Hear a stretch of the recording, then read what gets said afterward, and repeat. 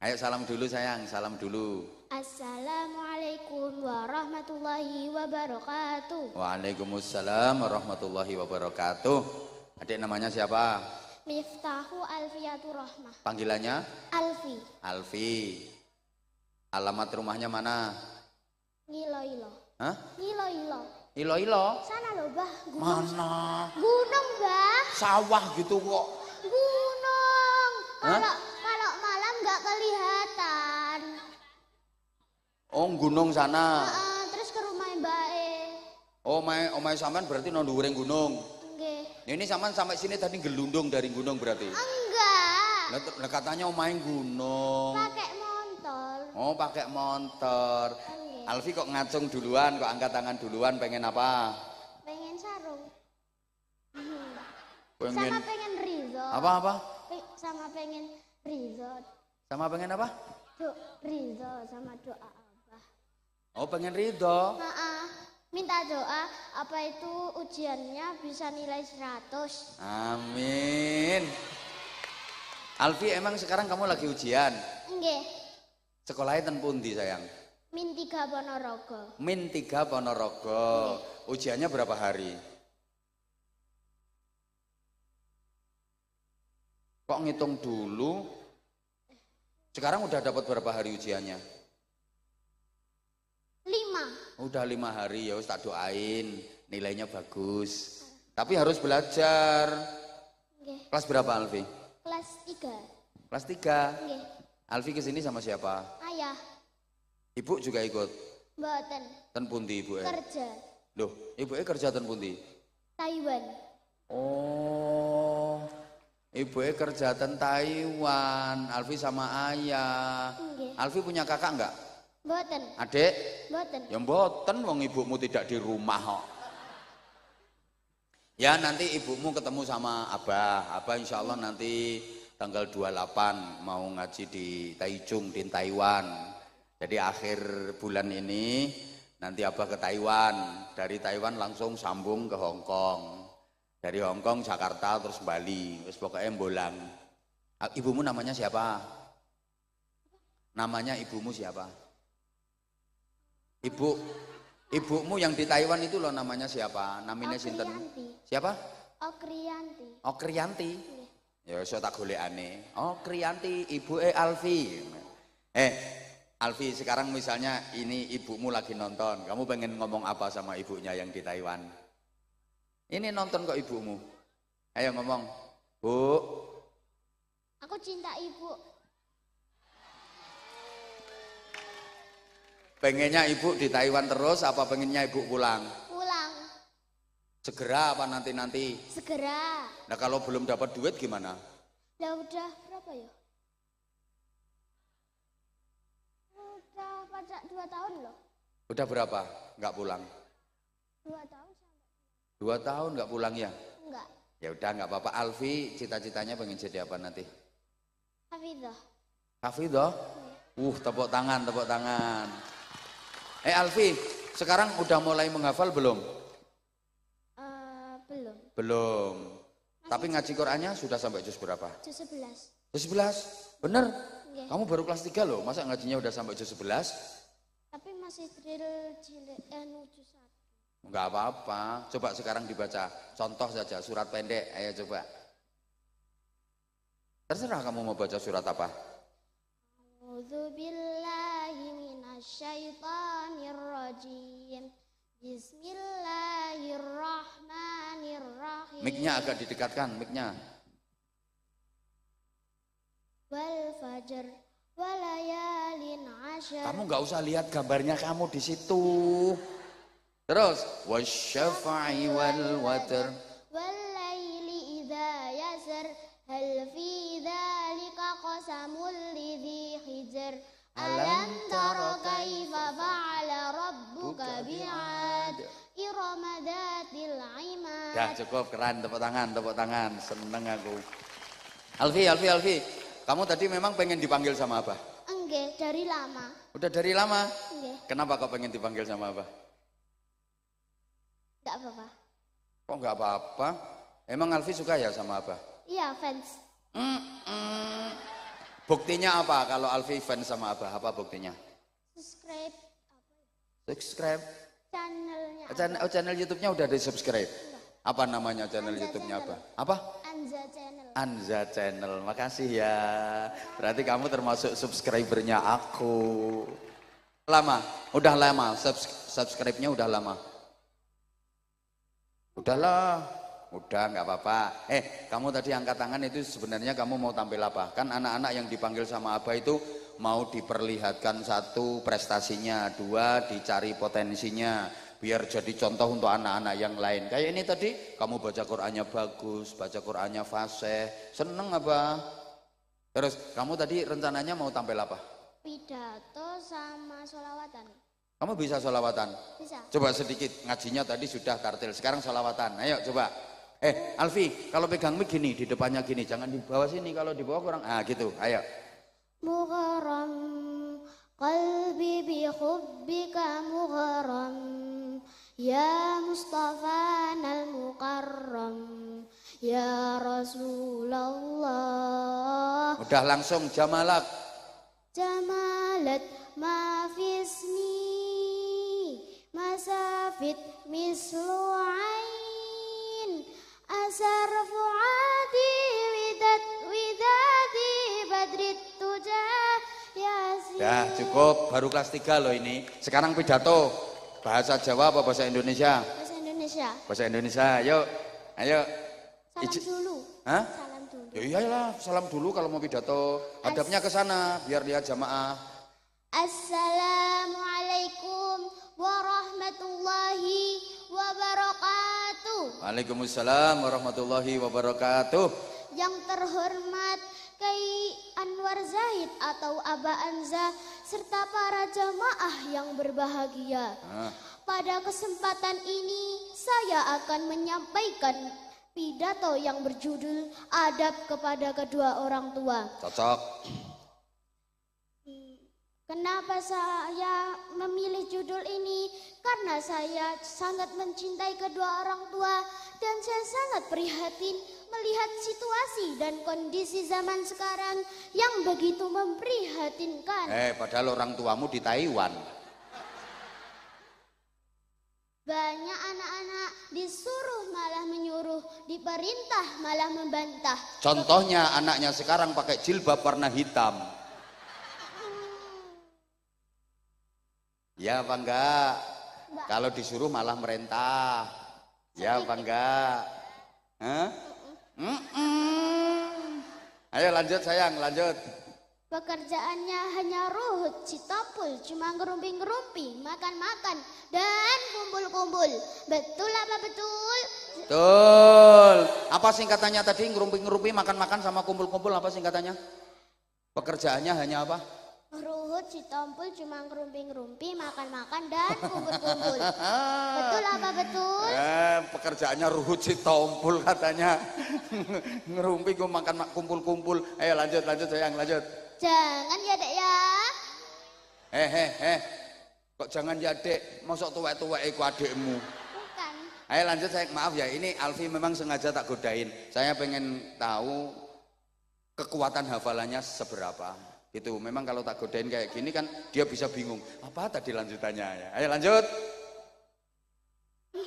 Jangan ya dek ya. Oleh karena itu saya akan menyampaikan beberapa adab kepada kedua orang tua. Ada beberapa hal tentang adab kepada kedua orang tua. Yang pertama adalah menghormati kedua orang tua. Sebagai firman Allah dalam surah Al-Isra ayat 23. A'udzu billahi minasyaitonir rajim. Bismillahirrahmanirrahim. Wa qadha rabbuka alla ta'budu illa huwa bil walidaini ihsana. Alfi, illa iyahu, nggih. Hati-hati kalau baca ayat Al-Qur'an. Kayak tadi kamu maksudnya mau ngomong sebagaimana firman Allah, tapi kelewatan sebagai firman Allah. Ayo diulang, sebagaimana firman Allah, ayo. Sebagaimana firman Allah dalam surah Al-Isra ayat 23. A'udzubillah, diulang. A'udzu billahi minasyaitonir rajim. Bismillahirrahmanirrahim. Wa qada rabbuka alla ta'budu illa huwa illa iyyahu wa bil walidaini ihsana. Yang artinya, dan Tuhanmu telah memerintahkan supaya kamu jangan menyembah selain Dia, dan hendaklah kamu berbuat baik pada ibu bapakmu dengan sebaik-baiknya. Quran Surah Al-Isra ayat 20 ayat 100 23. Ayo lanjut. Hadirin yang dirahmati Allah, yang kedua adalah berterima kasih kepada kedua orang tua, khususnya kepada ibu yang telah mengandung kita selama 9 bulan. Bapak Raiso. Ibu yang telah mengandung kita 9 bulan. Menyusui selama 2 tahun. Sing gelem kuwi nek ditinggalno Taiwan ya ora sampai 2 tahun. Lanjut. Yang ketiga Apa yang ketiga? Setelah berterima kasih kepada kedua orang tua, yang ketiga.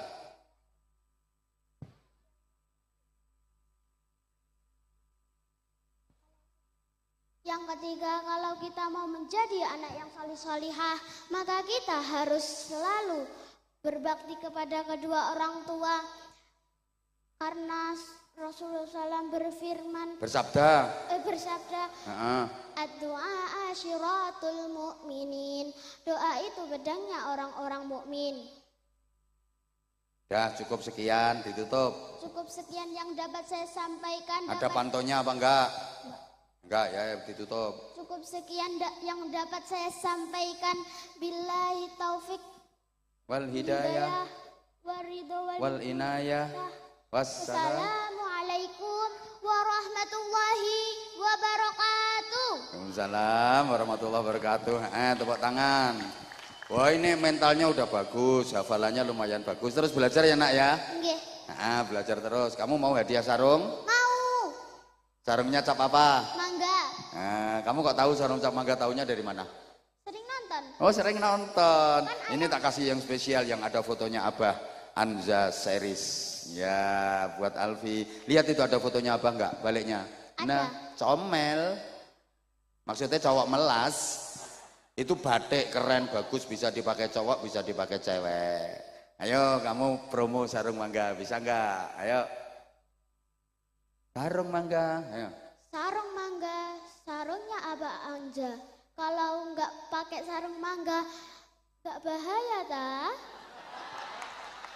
Bahaya kalau nggak pakai sarung mangga. Ya udah, kamu biasanya kalau berangkat sekolah disangoni berapa? 50. Soalnya pakai kartu ID card. Oh, pakai kartu ID card. Satu hari 50.000. Ya enggak, buat seminggu. Oh, 50 buat seminggu. Ya udah, tak kasih 500. Oh, 500. Lo katanya tadi bagus. Hah? Apa? Tadi katanya bagus. Yo, aku ngelem kamu. Tak kasih buat sebulan. Kalau buat sebulan berarti berapa?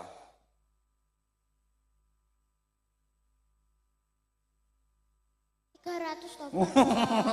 Atau apa? Ibuku pelit loh karo ayahku. Karena toh gamel Rasulullah. Katanya tadi seminggu 50. Kalau dah aku kalau entek gak dikein dah lupa. Pelit loh. sing sapa ibuke? Ayahe.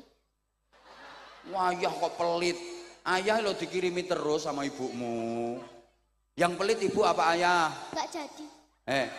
Yang pelit ibu apa ayah? Ayah. Oh, ayah ora melok ndek duit. Hah? Wedit lho. Lah dek men kae ibuku bar tuku emas oleh. Lah aku tuku jajan 10.000 lho. Ora usah boros. Ngono. Masya Allah. Kayak jenenge sapa ayah? Jenenge sapa ayahe? Rusman Aji Mahfud. Oh, Rusman.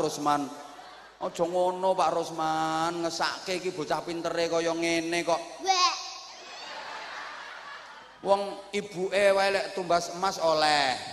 Mosok anake tumbas jajane ra oleh. Mosok ngono ayae. Nggih lho. Masya padahal iku pinter, cantik padahal. Oh ayae iki. Ya wis kene.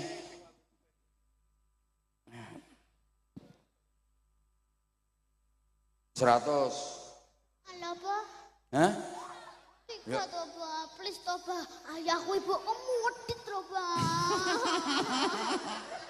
Lo kan kalau 1 bulan berarti 50 kali 1 bulan ya 200. Gak jadi bah itu, Pak. Anu engko tak omong ayahku sebulan 100. Bene kok. Oh, ayah kok ngono. Please toh, please. Ya, Pak. Please toh, Pak. 300, Pak. Iki karo tak kei iki lho 2 iki, ha. Nah, 2.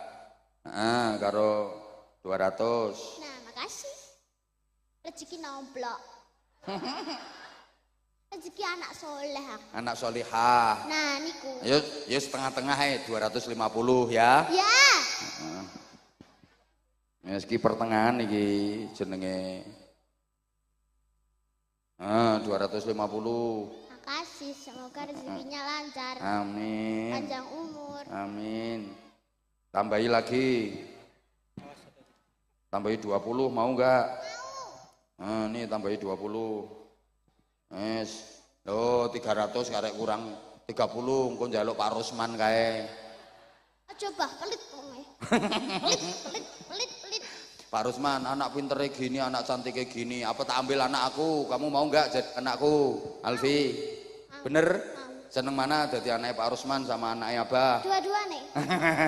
Makanya nanti mondok di tempatnya Abah ya. Iya, Pak. Berarti jadi anaknya Pak Rusman sama anaknya Abah. Keren kamu. Suka aku sama kamu. Belajar terus ya sayang ya. Oke. Tepuk tangan untuk Alfi. Nah, saya dengan berat hati saya nggak bisa karena ini udah. Assalamualaikum warahmatullahi wabarakatuh. Waalaikumsalam warahmatullahi wabarakatuh. Makasih Alfi, pinter banget kamu, keren. Ya, saya dengan berat hati mohon maaf. Sebenarnya tadi saya pengen 3 atau 4, tapi ya karena panitia tadi udah tak kasih tahu. Panitianya udah dikasih tahu, tolong kalau bisa diupayakan apa jam 8 udah naik. Ternyata jam 8 baru mulai, ini setengah 9 baru dinaikkan. Ini aja saya udah melanggar. Biasanya saya jam 10 maksimal harus sudah selesai. Pondok pesantren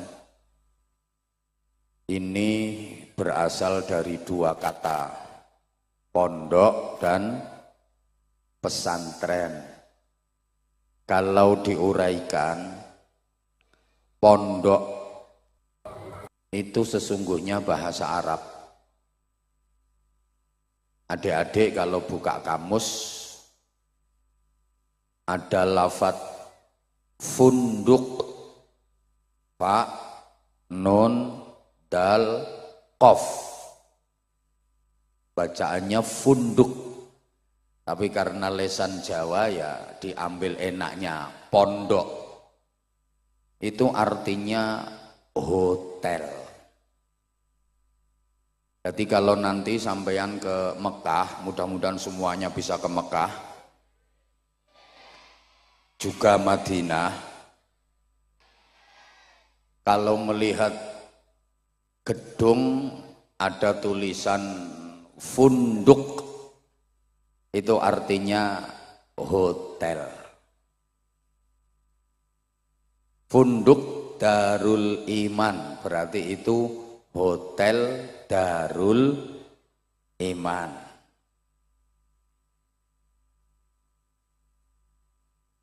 Funduk Darut Taqwa, berarti niku artinya hotel Darut Taqwa. Tapi karena orang Indonesia itu sukanya ke Arab-Araban, jadi ada tulisan alif, ya, sin, kaf, ro, ya, mim. Sama orang kita itu dibaca Alif Yasin Karim. Padahal yang benar bacaannya es krim. Jadi saya ulang, pondok itu bahasa Arab artinya apa? Mbok gak nyaut tok. Artinya hotel. Jadi kalau pondok pesantren NU berarti itu hotel bintang 9. Nah, kan simbolnya NU bintang 9. Kalau pondok pesantren Muhammadiyah berarti hotel matahari. Pesantren itu ada yang mengatakan berasal dari bahasa India kuno, santra, artinya manusia yang dianggap suci, nggak punya dosa dalam kepercayaan India kuno, yang berhak menafsirkan kitab sucinya. Jadi orang India kuno itu punya kitab suci yang hanya boleh ditafsirkan oleh kelompok santra. Kitab suci orang India kuno itu Red Veda, Atharva Veda, dan Sama Veda. Ini sama tak apusi orang ngerti. Itu hanya boleh ditafsirkan oleh kelompok santra, orang-orang yang dianggap suci, nggak punya dosa. Nah, kalau di Indonesia mayoritas penduduknya beragama Islam, punya kitab suci Al-Quran, itu yang bisa menafsirkan ya kelompok santra. Kalau di Indonesia menjadi santri. Allahumma sholli ala Muhammad. Kalau diurut sejarahnya, mulai zaman Nabiullah Ibrahim alaihi salam, Allah mengutus seorang nabi dari bangsa Arab Selatan, namanya Nabi Hud alaihi salam, diberi kaum yang bernama kaum Ad. Wa ila adin akhahum Huda. Dan kepada kaum Ad Allah mengutus saudara mereka yaitu Nabi Hud alaihi salam.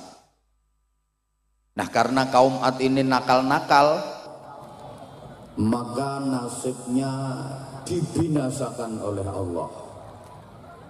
Gagal di Arab Selatan. Kemudian Allah mengutus nabi dari bangsa Arab Utara, namanya Nabi Shalih alaihi salam, diberi kaum yang disebut dengan kaum Samud. Wa ila Samuda akhahum Shalihah. Dan kepada kaum Samud Allah mengutus saudara mereka Nabi Shalih. Kaum Samud ini juga nakal-nakal, nasibnya ya dihancurkan oleh Allah. Di Arab Utara juga gagal. Arab Selatan gagal, Arab Utara gagal. Kemudian Allah mengutus Nabi la minal kiduli wala minal lori bal minat tengai, bukan dari Arab Selatan, bukan dari Arab Utara, tapi dari Arab Tengah. Dipilihkan dari suku yang terkenal paling fasih lesannya, paling gagah tubuhnya, paling ganteng wajahnya. Nabi itu adalah Ibrahim alaihi salam. Dan diingat Bapak Ibu para jamaah, semua nabi-nabi setelah Ibrahim alaihi salam itu adalah zuriyahnya, keturunannya Nabi Ibrahim. Makanya Nabi Ibrahim dijuluki Abul Anbiya, bapaknya para nabi. Jadi semua nabi sesudah Nabi Ibrahim itu keturunannya Nabi Ibrahim. Nabi Ibrahim itu fasih lesannya, gagah tubuhnya, ganteng wajahnya. Dan semua keturunan dari Nabi Ibrahim yang jadi nabi itu ganteng semua. Ma arsalallahu nabiyyan illa wa hasanal wajhi. Allah tidak mengutus seorang nabi pun kecuali berwajah ganteng. Semua nabi itu ganteng-ganteng semua. Nah sekarang kalau al-ulama warasatul anbiya, para ulama itu pewarisnya para nabi, sampeyan diteni kiai-kiai niku rata-rata ganteng-ganteng.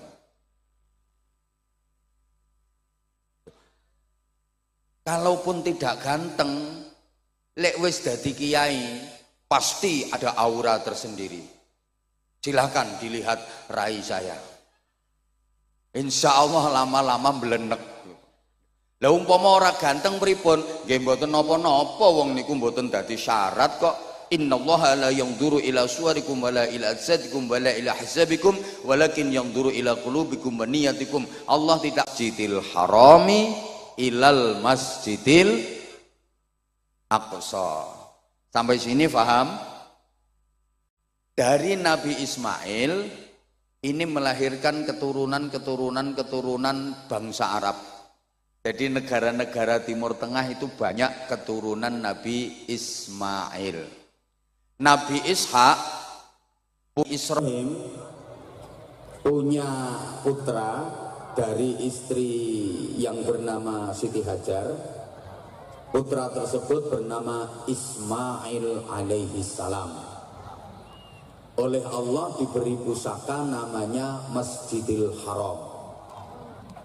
Nabi Ibrahim punya putra lagi dari istri yang bernama Siti Sarah. Putra tersebut bernama Ishak alaihi salam. Oleh Allah diberi pusaka Masjidil Aqsa. Makanya Isra-nya Rasulullah itu napak tilas pusaka Nabi Ismail dan pusaka Nabi Ishak.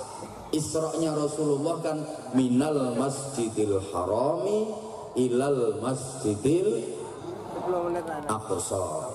Sampai sini paham? Dari Nabi Ismail ini melahirkan keturunan bangsa Arab. Jadi negara-negara Timur Tengah itu banyak keturunan Nabi Ismail. Nabi Ishak punya anak namanya Yakub alaihi salam. Dari Nabi Yakub ini yang melahirkan bangsa Israel. Bangsa Israel ini bangsa wong pinter. Bahkan gudangnya Nabi itu Bani Israel. Rata-rata Nabi itu berasal dari Bani Israel. Cuma memang serakah. Bukan hanya soal ekonomi saja, sampai soal Nabi saja. Mereka itu nggak mau menerima Nabi yang bukan keturunan Bani Israel. Maka sampai sekarang pun mereka tidak mau mengakui Rasulullah Muhammad Shallallahu Alaihi Wasallam karena Nabi Muhammad bukan keturunan Bani Israel, tapi Nabi Muhammad berasal dari keturunan Nabi Ismail. Jadi bangsa Israel itu begitu. Kalau ada Nabi yang bukan keturunan Israel, itu berusaha untuk diisraelkan. Contoh Nabi Ayub alaihi salam. Nabi Ayub itu nabinya bangsa Eropa, tepatnya di negara Yordania. Nah, akhirnya Nabi Ayub ini diambil cucu menantu sama Nabi Yusuf, dinikahkan dengan Siti Sarah, cucunya Nabi Yusuf. Setelah dinikahkan dengan Siti Sarah, Nabi Ayub diboyong ke Israel, maka bangsa Eropa kelangan nabi. Tapi lumayan, wis tahu duwe nabi, senajan akhirnya kelangan, tapi kan wis tahu duwe nabi. Daripada Indonesia ini setiap ada nabi pasti palsu. Saiki ngaku nabi, rong dino kas tangkep polisi. Duh, masih ingat nggak? Indonesia ini dulu banyak nabi-nabi palsu. Ada nabi namanya Ahmad Musaddiq, guru olahraga. Katanya ditemui malaikat Jibril itu di Bogor. Ngapain malaikat Jibril kelayapan sampai Bogor? Ada nabi lagi namanya Suyuti, tukang cukur. Indonesia ini luar biasa. Di Malang ada nabi namanya Yusman Roy, itu yang mengajarkan sholat boleh diterjemah. Jadi kalau takbiratul ihram bukan Allahu Akbar tapi Allah Maha Besar. Kena wong Betawi ya Allah gede banget. Kena wong Ponorogo Allah gedene ram. Ini Bojonegoro ya Gusti Allah gawedi. Nek wong Madura Allah Maha Raja tak iya. Di Jombang juga pernah ada nabi namanya Jari. Pokoknya Indonesia ini Masya Allah, setiap ada nabi mesti palsu. Allahumma sholli ala Muhammad. Ini adik-adiknya kok masih rame ya? Kalau adik-adik aja rame nggak pantas, apalagi yang kawak-kawak. Ya, di pengajian kok misalnya maaf-maaf ngobrol sendiri sama temennya atau main HP, itu rasa-rasanya kok kurang pantas. Apalagi di panggung. Kalau di panggung izin Kiai, tepuk tangan nggak apa-apa. Kan kalau di panggung itu jadi pusat perhatian, di syuting, akhirnya nanti komennya netizen itu kadang-kadang ngeri. Itu di panggung kok main HP sendiri. Meskipun nggak mendengarkan, mending ngelamun saja daripada main HP, malah nanti dinilai negatif. Bukan karena kita pengen dinilai manusia, enggak, tapi yuk ngerusui majelis pengajian. Betul? Allahumma sholli ala Muhammad. Oke, sekarang saya lanjut. Runutan dari masjid. Tadi Nabi Ismail diberi Masjidil Haram, Nabi Ishak diberi Masjidil Aqsa. Ringkes biar nggak kepanjangan karena saya mau pindah. Sampai kepada Nabi kita Muhammad Shallallahu Alaihi Wasallam. Rasulullah hijrah dari Mekah ke Madinah, sampai perbatasan beliau membangun masjid yang kemudian masjid itu dikenal dengan nama Masjid Quba. Itu adalah masjid yang pertama kali dibangun dalam sejarah Islam. Mudah-mudahan seluruh jamaah yang ikhlas mengikuti majelis mulia malam hari ini bisa ziarah ke Masjid Quba. Salat 2 rakaat di Masjid Quba itu pahalanya sama dengan ibadah umroh. Lah kalau 4 rakaat pahalanya kayak umroh 2 kali. Di mana letaknya? Ya masuk wilayah Madinah. Mudah-mudahan seluruh jamaah ini diizinkan Allah untuk menjalankan ibadah umroh dan berziarah ke makam Rasulullah Shallallahu Alaihi Wasallam. Jadi realistis saja saya kalau mendoakan mudah-mudahan bisa umroh. Untuk mendoakan haji rasa-rasanya berat, bukan karena duit. Syarat haji yang paling berat sekarang itu as-sabru bil antri. Karena antriannya udah 30 tahun. Ini coba disederhanakan oleh Kementerian Haji dan Umroh menjadi rata semua seluruh Indonesia, antriannya 26 tahun. Itu pun sudah sangat lama. Kalau penjenengan sekarang umur 60 tahun baru daftar, nanti berangkatnya umur 87 tahun. Tekan pora umurmu. Nah, nek umroh kan masuk akal. Allahumma sholli ala Muhammad. Nah, Masjid Quba itu masjid yang menjadi kebiasaan Rasulullah untuk bermalam minggu. Jadi Rasulullah itu punya kebiasaan malam mingguan.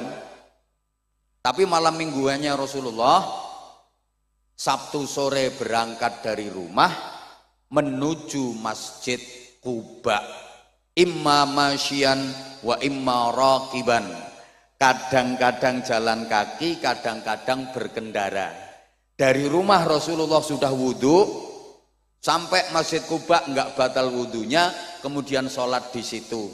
Dan Nabi bersabda, siapa yang berwudhu dari rumah, bersuci dari rumah, kemudian menuju ke Masjid Quba melaksanakan sholat 2 rakaat, maka dapat pahala seperti umroh. Kenapa Rasulullah setiap Sabtu sore menuju Masjid Quba? Beliau tabarrukan dengan turunnya ayat la masjidun ussisa 'alat taqwa. Maka manusia itu nilainya dari takwanya, bukan dari pangkat jabatan kedudukannya, bukan dari kekayaan dan harta bendanya, bukan dari kepandaian dan kepinterannya. Maaf. Maka yang diberi titipan ilmu, kepandaian, kepinteran, jangan pernah disombongkan, karena nilai manusia bukan dari situ. Toh ilmu itu juga milik Allah, hanya titipan. Kalau Allah pengen mencabut ilmu, gampang, diuntir saraf otake sidik wae, cetik, langsung lolak-lolak.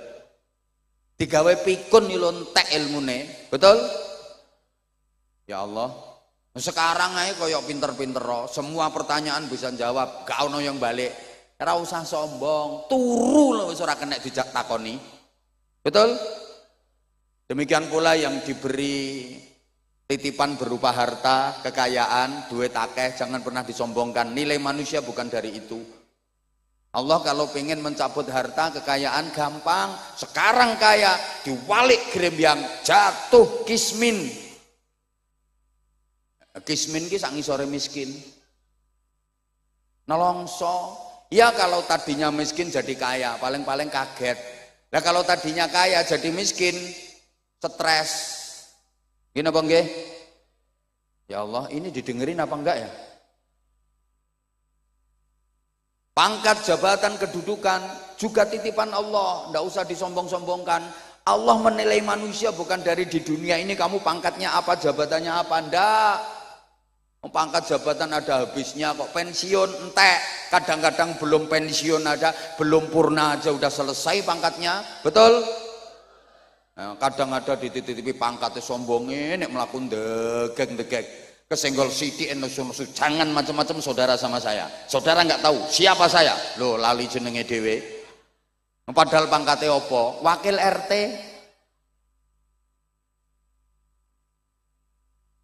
Jadi manusia itu yang dinilai takwanya maaf. Nek sapi, kayak nilainya teko dagingnya. Semakin akeh dagingnya, semakin gede, semakin lemu, semakin larang. Sing lemu langsung mereng-mereng lungguhe. Kuwi nek sapi. Tapi apakah semua binatang nilainya dari dagingnya, dari lemunya, dari gedenya? Ndak. Nyatane ono kok manuk cilik ungkil-ungkil nilainya harganya lebih mahal daripada sapi sing gede. Nggih napa mboten? Karena manuk, ene wong ngomong manuk kok diguyu to. Nilainya dari suara. Kalau manuk nilainya dari suara, kalau sapi nilainya dari daging, dari lemunya. Lah kalau manusia nilainya dari apa? Lemunya. Ya kono saingan karo sapi. Dari takwanya.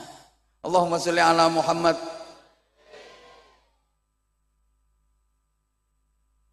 Masuk ke jantung kota Madinah, Rasulullah langsung nyari tempat yang strategis untuk membangun masjid. Yang masjid itu sekarang kita kenal dengan nama Masjid Nabawi di Madinatil Munawwarah. Bapak Ibu para jamaah, setelah selesai membangun masjid, Rasulullah menentukan tempat yang istimewa dengan sabdanya, ma baina baiti wa mimbari raudhatun min riyadil jannah. Tempat antara rumahku sampai dengan mimbarku adalah taman di antara taman-taman surga. Tempat itu sekarang dikenal dengan nama Raudhah, yang menjadi tujuan nomor satu siapapun yang ziarah ke Madinah, siapapun yang ke Masjid Nabawi. Target utama nomor satu mesti pengen ke Raudhah.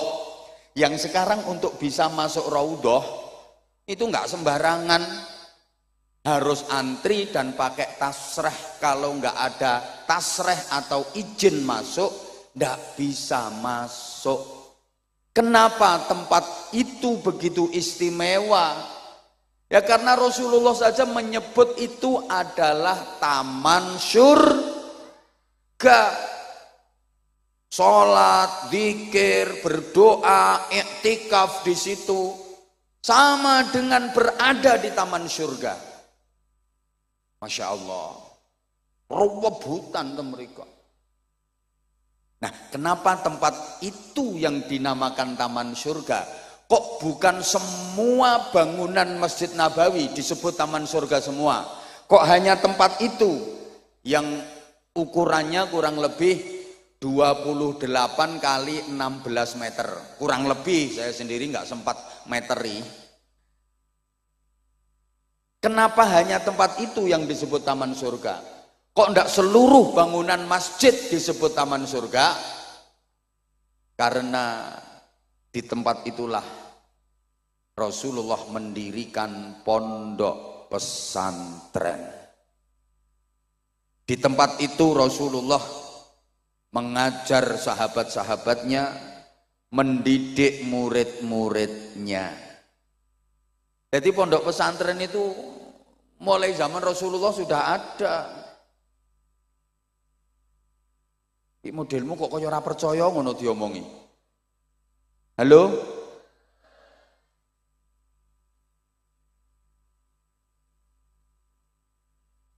Pondok pesantrennya Rasulullah itu namanya Raudhatun min Riyadil Jannah, taman surga. Maka semua pondok pesantren yang ada di dunia ini besok akan diangkat oleh Allah menjadi bagian dari taman surga, termasuk Darul Istiqomah. Lah penghuninya siapa? Ya semua yang berkaitan dengan pondok pesantren, yang ngajar, yang belajar. Jadi ya kiainya, bunyainya, ustadz-ustadzahnya, pengurus-pengurusnya, santri-santrinya, sak wali santrine mlebu swarga. Nek sahriyae ora telat. Dan semua orang yang ikut membantu dan mendukung perjuangan pondok pesantren minimal seneng karo pondok pesantren. Soalnya ngapunten kadang-kadang ana wong iki nenggone lingkungane iki ana pondok pesantren wis ora melu nyumbang, ora ndukung, ora ndongakne, malah ngrusui. Wonten napa mboten? Ora usah kaget. Sandinge sumur, sandinge jeding, sumur jeding untuk bersih-bersih. Sandinge kuwi mesti ana peceren. Ora usah kaget. Halo? Perjuangannya Kanjeng Nabi yo dirusui Abu Jahal, Abu Lahab. Mboten usah kaget. Sama lek berjuang terus wonten penghalang, ono aral, ono rintangan, wis niku gandengane. Allahumma sholli ala Muhammad. Nah, Bapak Ibu para jamaah rahimakumullah, santrine Kanjeng Nabi niku nggih kathah saking tebih-tebih. Wonten santri sing berasal dari Jerman, namanya Suhaib Ar-Rumi. Coba itu, niki wong Eropa, dari Romawi Jerman datang ke Madinah, mondok ten kene Kanjeng Nabi. Wonten saking Asia Barat, Persia, namanya Salman Al-Farisi, mondok ning gone Kanjeng Nabi. Bahkan wonten saking Afrika, Bilal bin Rabah. Mulane pondok pesantren serius, pondok pesantren sepuh tingali, santrine rak saking tebih-tebih. Makanya pondok pesantren itu nek wis tenanan, santrinya dari jauh-jauh. Sampeyan titeni to pondok-pondok pesantren sing Wis serius tenanan-tenanan nih kok. Santrine teko adoh-adoh. Mulane ngapunten lek santrine lagi ngutek sak RT rong RT ya aja berbangga diri dulu. Niku nembe rodok pondok.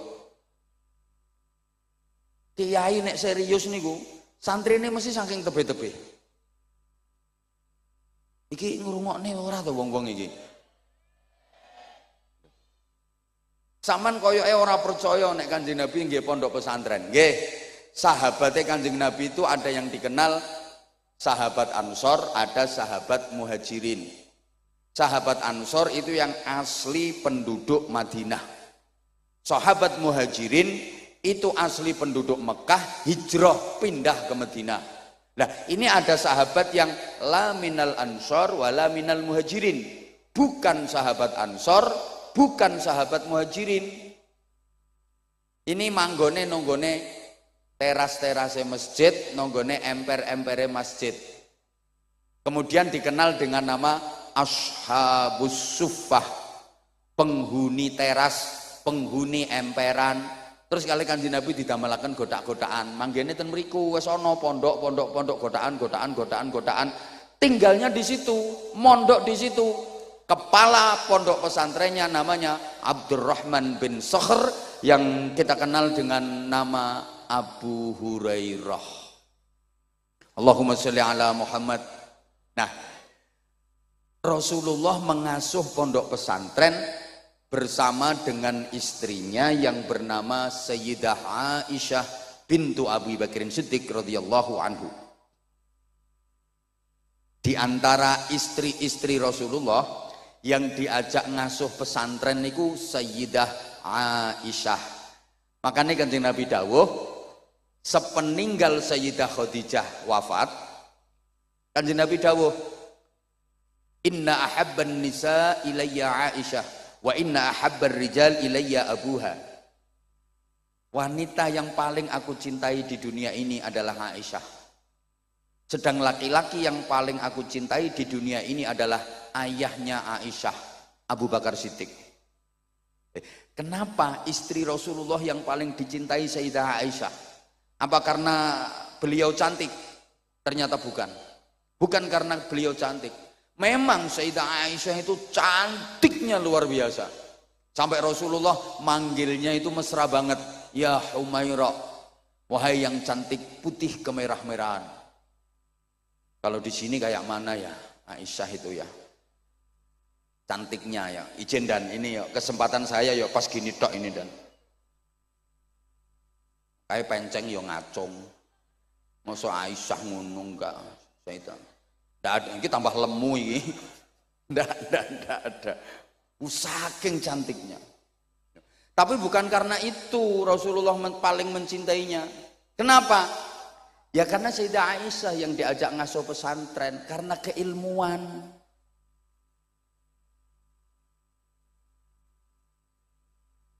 Rasulullah mengajar sahabat. Kemudian para sahabat mengajar muridnya. Yang generasi muridnya sahabat itu disebut tabi'in. Napa Bu? Pisan maneh. Sampean kersane ngertos selama ini kan mek krungu tabi'in bi ihsanin ila yaumiddin. Tapi ditakoni tabi'in ki apa? Mbuh, pokoke tabi'in. Generasi tabi'in niki murite sahabat, lek sahabat murite Kanjeng Nabi. Ayo tuh sayang nyaut. Sahabat ki murite Kanjeng Nabi. Lah nek tabi'in murite sahabat. Ngoten. Lah sampai generasi tabi'in ini didhawuhaken farubba muballighin au'a min sami'in. Akeh wong sing dikandani luwih bisa madai ilmu tinimbang sing krungu langsung. Sing krungu langsung teko Kanjeng Nabi para sahabat. Kalau tabi'in ora krungu langsung teko Kanjeng Nabi, tapi dikandani para sahabat. Banyak generasi tabi'in yang lebih bisa menampung ilmu dibanding para sahabat. Makanya kalau kita teliti Bapak Ibu para jamaah, khususnya ustadz dan ustadzah, disiplin-disiplin keilmuan dalam Islam itu banyak yang lahirnya pada generasi tabi'in, kayak ilmu tafsir, ilmu usul fikih, ilmu nahwu, itu lahirnya pada masa tabi'in. Zaman sahabat belum ada. Sampean pernah dengar Sayyidina Abu Bakar Siddiq bahas nahwu misalnya, Sayyidina Umar bin Khattab bahas sorob? Tidak ada. Allahumma sholli ala Muhammad. Jadi disiplin-disiplin keilmuan berkembang pesat, melahirkan berbagai macam disiplin ilmu itu pada generasi tabi'in. Nuwun sewu. Makanya biasanya pondok pesantren akan mengalami masa keemasan itu di generasi ketiga, cucu. Saat ini Darul Istiqomah kan baru generasi kedua. Betul? Astagfirullah, orang nyauti. Pendirine sampun sedo. Saat ini namanya generasi kedua. Belum masa keemasan Istiqomah, Darul Istiqomah. Harus tetap optimis. Biasanya nanti puncaknya pada generasi ketiga. Putra-putrane beliau-beliau. Nek beliau-beliau iki sik dereng niki wong sik kaya ngene modele. Ijen Kiai.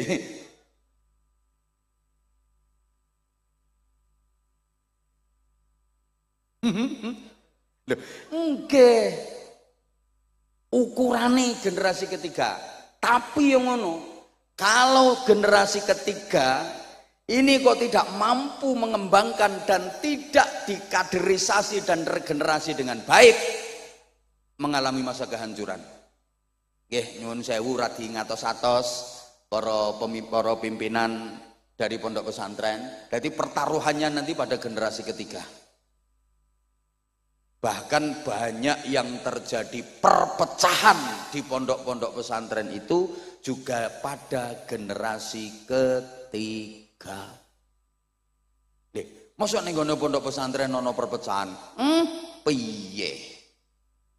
Kadung rukun ya ora kaya rukune pondok pesantren, kadung pecohan ya ora kaya pecohane pondok pesantren.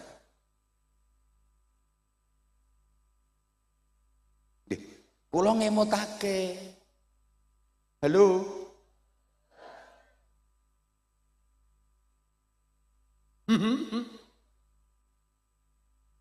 Lho nggih niki pun kathah kejadian pada generasi ketiga. Pondok pesantren mengalami masa kejayaan, mengalami masa keemasan. Tapi juga banyak pada generasi ketiga itu pondok pesantren mengalami masa kehancuran. Artinya kehancuran itu ya entek santrine, hanya tinggal nama. Loh, saya tidak memeden-medeni, enggak. Tapi bagaimana para sahabat mendidik murid-muridnya tabi'in menjadi generasi-generasi hebat, sehingga ini bisa dijadikan ukuran. Seorang guru disebut sukses kalau bisa mempunyai murid yang kapasitas dan reputasinya melebihi gurunya. Allahumma sholli ala Muhammad.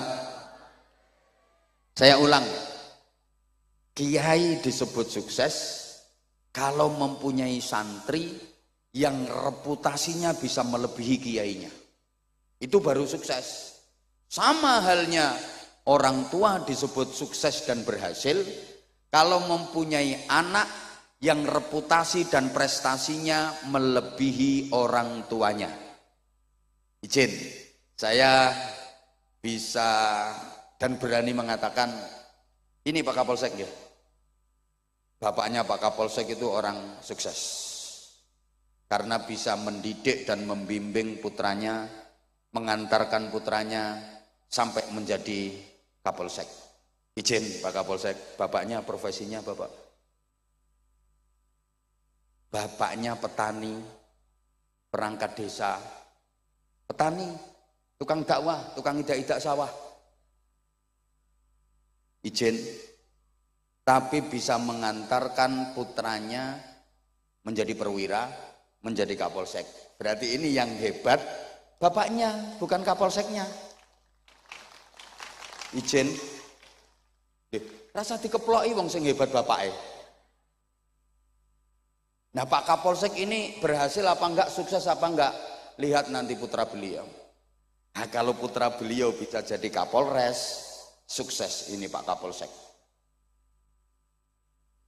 Lah nek bapaknya Kapolsek kok putrane Hansip, gagal berarti Kapolsek. Ijen dan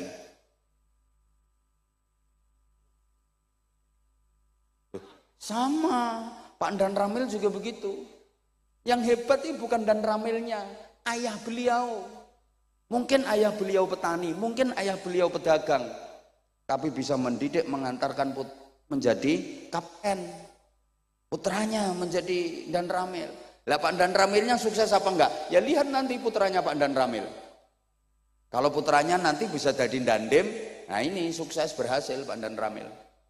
Putrane Pak Dan Ramil ketua RT, ya berarti gagal Pak Dan Ramil. Saya juga mohon izin, saya bukan apa-apa, saya bukan siapa-siapa. Kalaupun disebut berhasil, yang berhasil adalah orang tua saya, guru-guru saya. Yang hebat itu guru-guru saya, kiai-kiai saya. Saya hanya debu, saya bukan apa-apa. Karena kalau tanpa orang tua saya, tanpa mbah-mbah saya, tanpa guru-guru dan kiai-kiai saya bukan apa-apa, saya bukan siapa-siapa. Lah saya ini berhasil apa enggak? Ya nanti anak saya seperti apa? Kalau anak saya bisa melebihi saya, berarti saya berhasil. Lah kalau anak saya nggak bisa melebihi saya, ya berarti saya gagal. Halo? Pondok pesantren ini juga begitu. Akan berhasil ketika bertambah dekade tambah berkembang, tambah dekade tambah berkembang, makin manfaat makin barokah. Bukan hanya dari segi kuantitas, santrinya tambah banyak, santrinya tambah banyak, itu juga belum bisa dijadikan ukuran. Tapi yang terpenting justru adalah kualitas. Serius iki bahasane iki. Halo. Wes selesai, ringkes, turun. Tadi dari Nabi Ismail, Nabi Ishak sampai ke Rasulullah, sahabat, tabiin, turun sampai ke Indonesia, sampai ke Ponorogo, sampai Balong.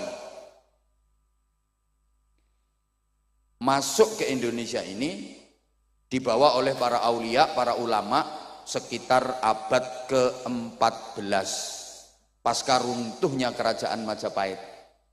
Jadi Bapak Ibu para jamaah, dibanding negara-negara lain di dunia ini, Islam masuk ke Indonesia itu agak telat, abad ke-14. Ini secara pergerakan ya, kalau secara individu di abad ke-12 sudah ada, tapi secara pergerakan baru pada abad ke-14. Padahal Islam sudah merambah ke wilayah lain di dunia ini di akhir abad ke-6 dan di awal-awal abad ke-7. Islam sudah masuk Spanyol. Ngertos Spanyol nggih? Kidule Siman. Gregeten aku.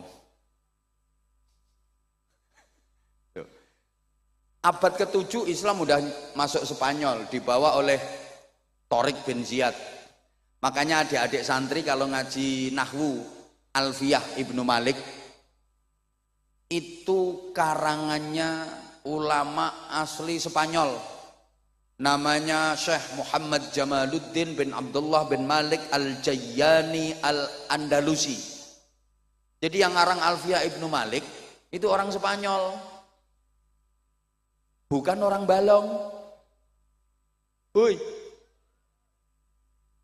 Islam sudah sukses membangun peradaban di sana. Islam masuk Rusia itu ya abad ke-7. Taman lek krungu ana wong maca hadis rawahul Bukhari, hadis ini riwayat Imam Bukhari, rumangsamu Bukhari tonggomu bakal sego goreng. Orang sana. Ya Allah. Islam sudah masuk ke Irak, Mesir, ya abad ke-7. Masa-masa Amr bin As jadi gubernur Mesir. Dah tak ringkes saya. Islam masuk Iran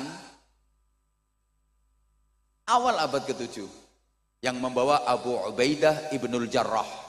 Makanya adik-adik santri Pondok Darul Istiqomah lek ngaji kitab Fathul Qorib Al-Mujib. Itu karangannya siapa? Syekh Ahmad bin Husain bin Ahmad Al-Asfihani. Asfihan itu kota terbesar kedua di Iran setelah ibu kota Teheran, yang disinyalir menjadi pusat pengayaan uranium nuklir. Makanya Amerika Serikat itu takut sama kota Asfihan. Infonya, satelit pengawas keamanan Amerika Serikat selalu dihadapkan ke Asfihan karena di situ menjadi pengayaan uranium nuklir. Ternyata Amerika Serikat yang katanya negara adidaya, negara superpower, negara kuat itu takut sama nuklir. Kalah karo wong Ponorogo. Nuklir masuk Ponorogo dimakan, soalnya dadi bakso. Bakso nuklir. Ya toh? Ternyata wong Indonesia ki sakti-sakti, panganane bakso granat. Aku kapan itu pas lewat di Ponorogo ki ono warung itu tulisane sedia nasi bebek sambal mercon. Wong Ponorogo sambelnya mercon. Wah, Indonesia ini ternyata sakti-sakti. Bener, tongsengnya dipangan, tong karo seng lho dipangan.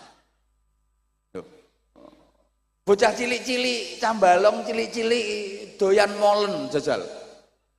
Molen ini dipangan karo cah cilik-cilik. Wong ibu-ibu kletis-kletis mangan jajan apa Bu? Kuping gajah jajal. Wah, Indonesia ini sakti-sakti ternyata. Kapal selam ya dimplok. Gulane ae pasir, batu. Mulane lek Amerika kae jarene wis tekan bulan. Ala paling ning kono trimo ngencepno gendera. 6 bulan pamer-pamerno. Wong balong nek blonjo ino matahari.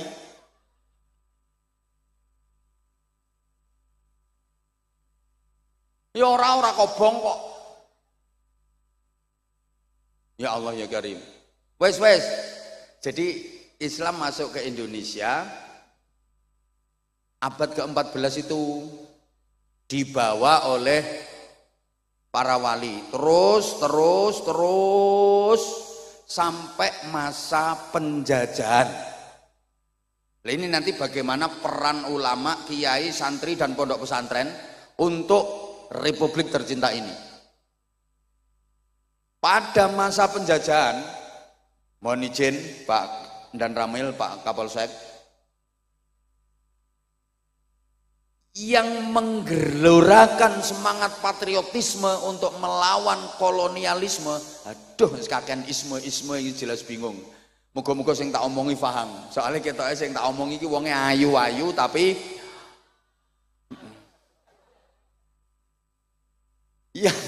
yang menggelorakan semangat perlawanan melawan penjajah itu ternyata ya para kiai, para ulama. Loh, kenapa kok para kiai, para ulama? Bukan tentara, bukan polisi. Ijen, waktu itu tentara belum lahir, apalagi polisi belum blas. Ijen dan memang iya kok, belum lahir. Masyarakat itu kalau ada urusan apapun larinya ke kiai. Dulu. Halo? Sampai anaknya masyarakat Indonesia ini kan nggak boleh sekolah sama Belanda. Dan nanti kalau anaknya orang Indonesia ini sekolah, pinter-pinter, wah bahaya, bisa melakukan perlawanan kepada penjajah. Nggak boleh sekolah. Yang boleh ikut sekolah khusus anaknya bangsawan, minimal anaknya bupati. Anaknya bupati ke atas, yang ningrat, yang bangsawan saja yang boleh ikut sekolah. Bupati mengisor, anak-anaknya gak oleh melu sekolah. Kayak anaknya camat, anaknya kapolsek, anaknya dan ramil, orang entuk. melu sekolah. Lah terus pendidikannya bagaimana? Semua larinya ke pondok pesantren. Pendidikan dari anak-anak masyarakat semuanya ke pondok pesantren. Dan di pondok pesantren itulah mereka digembleng untuk mencintai tanah air. Ditanamkan kuat hubbul waton minal iman. Cinta tanah air bagian dari iman. Ditanamkan kuat melawan penjajah, hukumnya fardu ain. Kalaupun mati, matinya mati syahid. Itu ditanamkan di pondok-pondok pesantren. Mulane masyarakat niku nek karo kiai manut. Jadi problematika keumatan itu bisa diselesaikan pada tingkat kiai. Zaman biyen ngoten, masyarakat iki urusan apa wae marane rak ten ngene kiai. Nggih napa nggih? Lho, nganti tekan saiki masyarakat lek karo kiai manut. Mulane lek badhe pilih-pilihan ngoten nika, mbah pilihan kepala daerah, mbah pilihan DPR, ya calon-calon ini mesti do marana nggone kiai, lebek omahe kiai. Dijaluki dukungan, soalnya ngerti nek masyarakat manut karo kiai. Sing arep nyalon kae. Do mara kabeh nang nggone kiai. Walaupun kok nek wis dadi ya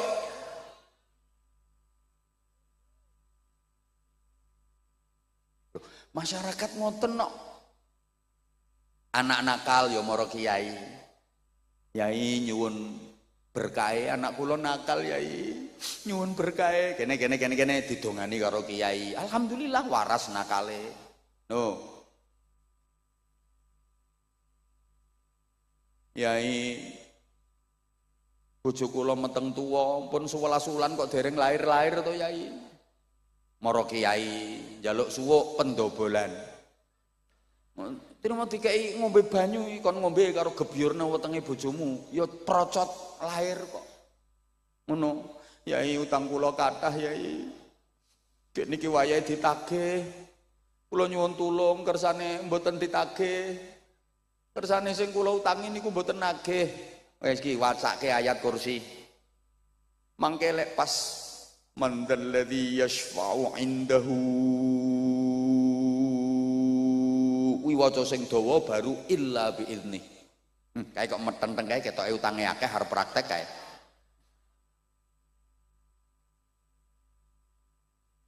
Ngono, ya ora ditagih tenan kok.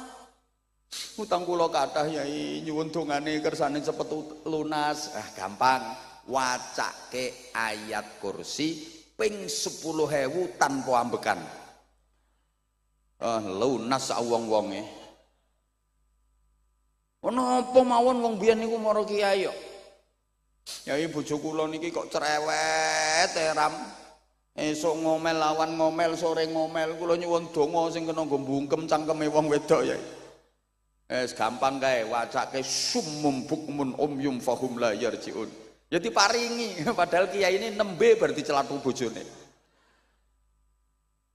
Malah ana donga Jawa nek iki jan ampuh tenan iki. Penting iki kanggo bapak-bapak sing bojone cerewet. Kene pengen waras cerewete entenono bojomu turu. Yang paling ampuh disuwuk pas turune mangap. Nek wis kira-kira tanek gek turune mangap kae, sampean lungguh sandinge wacake sebut jenenge bojomu. Pomo kok bojomu ki jenenge Sumiati. Bismillahirrahmanirrahim. Cilika cilikem. Bumi mengo. Cangkeme Sumiati mingkem. La ilaha illallah Muhammadur Rasulullah. Kayak sebul ke cangkeme kae. Beres. Ibu-ibu sing rumangsa cerewet siap-siap. Engko bengi kathek lambemu isis. Disuwuk sampean berarti. Mulane gek nang pasang jebakan nae sampean. Krasa lambemu isis berarti disuwuk, Bu. Wong wedok cerdas ya pasang jebakan kok. Wis pokoke pura-pura turu padahal asline isih melek. Wis krasane arep disuwuk. Gek sing lanang ngintip terus, wis turu apa urung, wis turu apa urung. Akhire sing wedok pura-pura.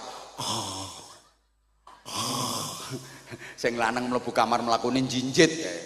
Kaya pendekar kungfu kae. Sing wedok karo merem kuwi ndang mrene yo ndang. Ndang mrene yo arep nyuwuk to. Bareng dijenggileng karo sing lanang. Yes. tanek iki. Sing wedok kudu guyu diempet. Sing lanang leh mantep kae. Auzubillah. Bismillah.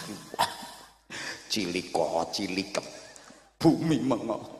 Bareng arep disuwuk kae sing wedok melek. Wek.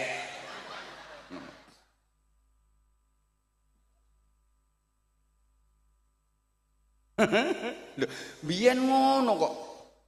Apa-apa moro kiai biyen.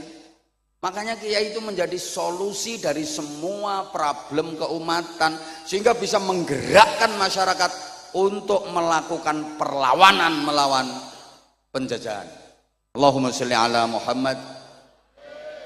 Nah wis. Terus orang melu nyumbang ra usah cerewet. Membuat wis tau wis rungokke. Membuat mbuh ra direken kok. Pergerakan di Indonesia ini simbolnya dua. Satu, masjid,